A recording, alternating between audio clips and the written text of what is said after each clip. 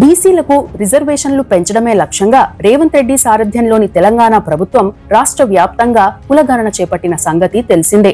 దేశంలోనే మొట్టమొదటిసారిగా తెలంగాణలో అమలు చేస్తున్న ఈ విధానం పట్ల దేశవ్యాప్తంగా ప్రశంసలు వస్తున్నాయి. ఇప్పటికే రాష్ట్రంలో 40 లక్షల కుటుంబాలకు సంబంధించి సర్వే పూర్తి చేశారు కూడా. అయితే ఓవైపు తెలంగాణ ప్రభుత్వం తీసుకున్న ఈ నిర్ణయం పట్ల బీసీ వర్గాలతో పాటు సర్వత్రా హర్షం వ్యక్తమవుతుంటే, మరోవైపు రాష్ట్రంలోని బీఆర్ఎస్, బీజేపీ పార్టీలు మాత్రం పైకి మద్దతిస్తున్నట్లు చెబుతున్నా అంతర్గతంగా ప్రభుత్వం నిర్వహిస్తున్న సర్వేకు అడ్డంకులు సృష్టించేలా వ్యవహరిస్తున్నాయి. ఆ పార్టీకి సంబంధించి సోషల్ మీడియా ఖాతాల్లో, పార్టీ నాయకులు, అభిమానుల సోషల్ మీడియా ఖాతాల్లోనూ పరోక్షంగా బీసీ కులగణనకు వ్యతిరేకంగా పోస్టింగ్లు చేయడంతో పాటు డైవర్షన్ పాలిటిక్స్ కు తెరదీసేలా వ్యవహరిస్తున్నాయి. మరికొందరు నాయకులు ప్రైవసీ పేరుతో సర్వే సిబ్బందికి వివరాలు చెప్పేందుకు కూడా నిరాకరిస్తున్నారు.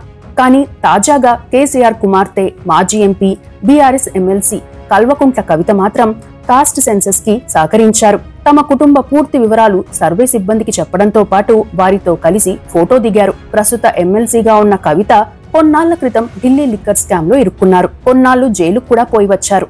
జైలు నుండి విడుదలయ్యాక 1-2 సందర్భాల్లో తప్ప పెద్దగా మీడియాకు కనిపించలేదు. పార్టీకి సంబంధించిన కార్యక్రమాలకు కూడా దూరంగానే ఉంటున్నారు.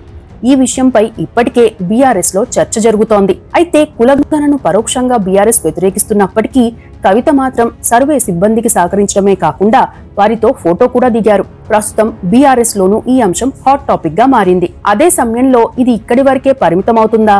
రానున్న కాలంలో రాజకీయ పరంగా మార్పులేమైనా వస్తాయా అనే చర్చ కూడా జరుగుతోంది.